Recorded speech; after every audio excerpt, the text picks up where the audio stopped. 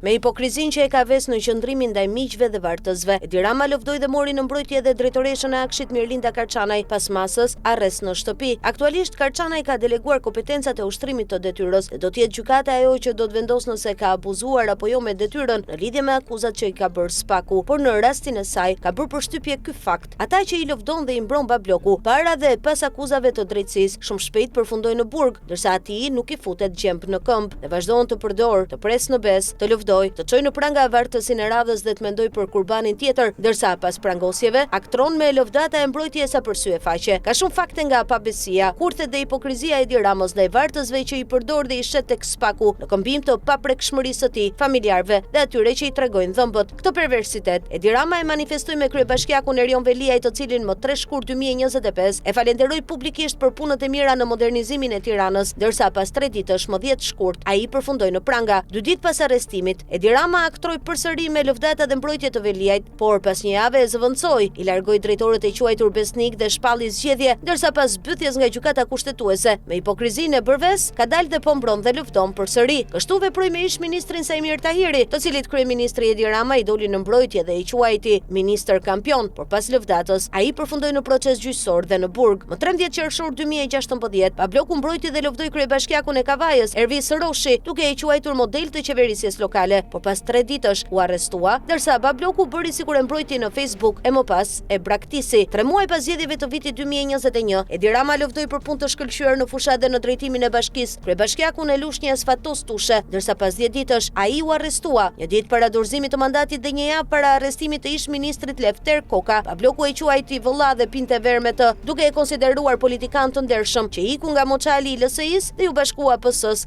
siç veproi edhe me deputetin Alqi Bllako.